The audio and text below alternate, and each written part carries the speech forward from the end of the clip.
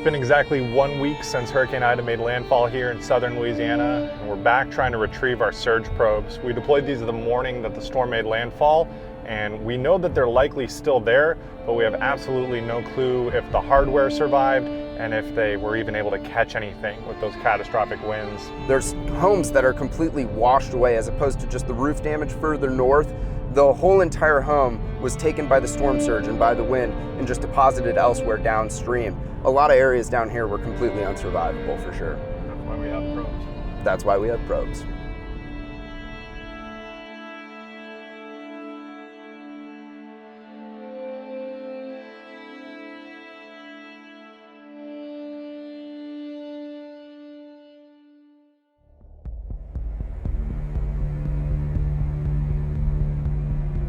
The drive down Interstate 10 has become a familiar one over the past year. In August of 2020, Hurricane Laura ravaged Lake Charles. Then Delta and Zeta struck back to back in the month of October. Louisiana was the absolute last place any of us wanted to intercept a hurricane this year. But here we were, yet again, staring down the barrel of a strengthening hurricane, making a beeline towards the bayou.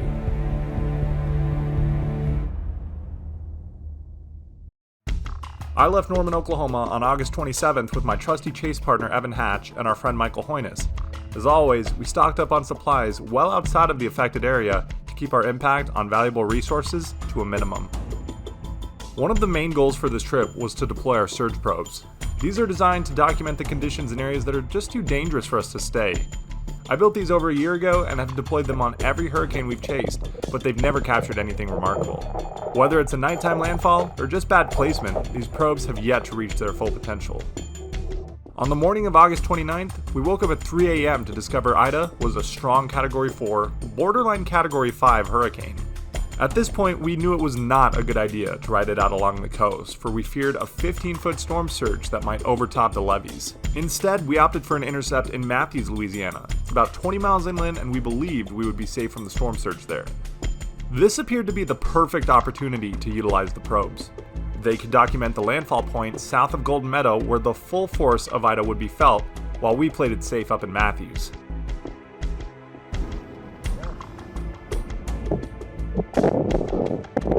We deployed our first surge probe on the levee system south of Golden Meadow.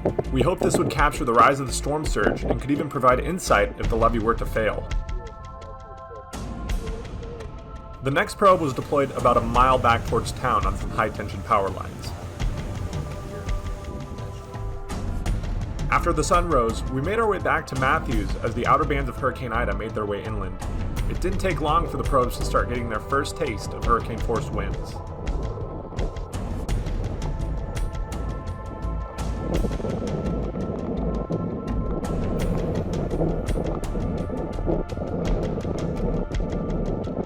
Back in Matthews, we were still only getting tropical storm force winds. That house. Oh yeah, Some siding damage. Already getting the siding taken off of houses here, and it is just barely picking up. Things are going to get a lot worse. As expected, the storm surge started creeping in as the eye wall approached. Here you can see just how quickly it rises in 30 minutes.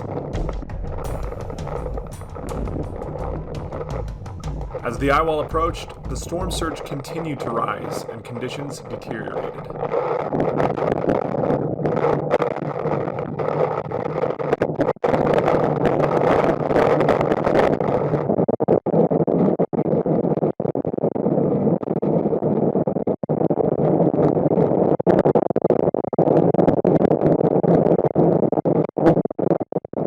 Then, by noon, the probes entered the eye wall of Hurricane Ida, where winds of over 150 miles per hour were present.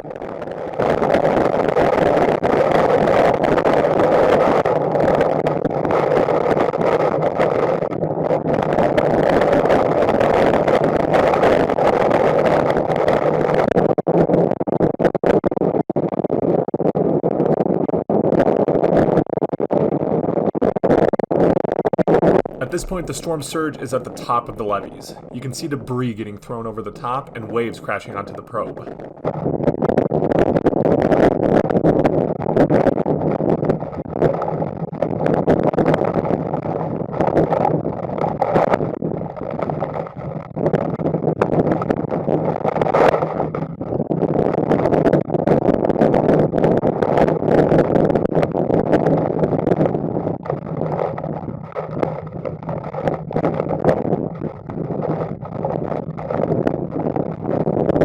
Let's go back just 2 short hours so you can see how bad the conditions really were.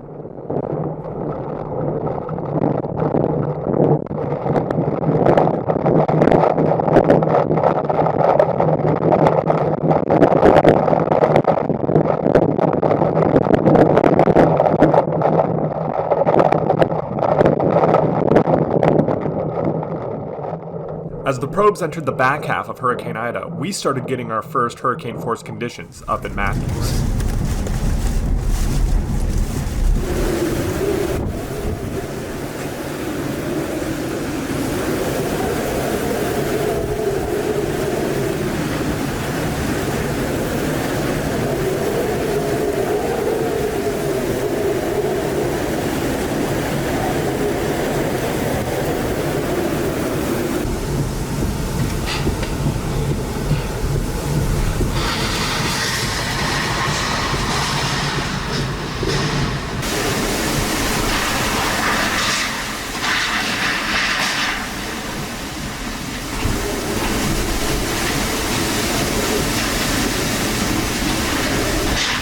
As the eye wall made its way towards our location in Matthews, we retreated to our safe spot, which was a concrete wall behind the stadium near the school. This allowed us to be protected from the wind and flying debris, while still letting us look out into the onslaught of Hurricane Ida.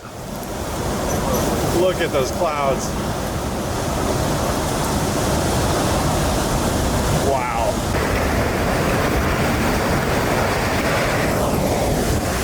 Oh boy. All right, here's the eye wall.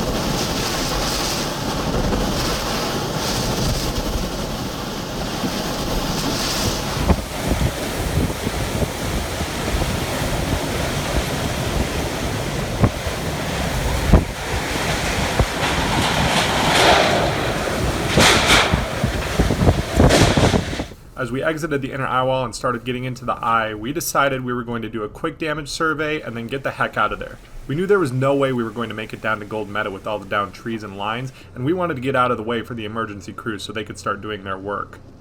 As we made our exit, we still had to go through the back half of the hurricane. Thankfully, it was the western eye wall, so it was not nearly as intense, but we still had to dodge down trees on Highway 90.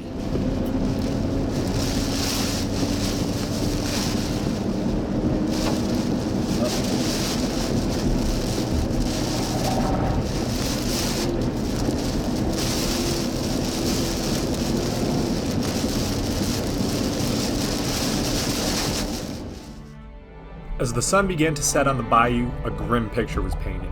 The once untouched marshlands were now littered with debris from damaged homes. Here's the 12-hour difference from sunrise to sunset.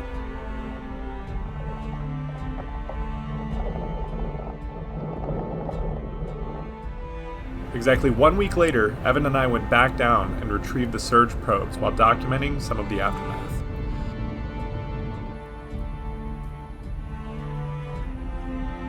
Crews were desperately trying to restore power to the area, while residents waited in long lines to get fuel from gas trucks. If you are able, please consider donating to help these poor people get through one of the worst times they will ever experience.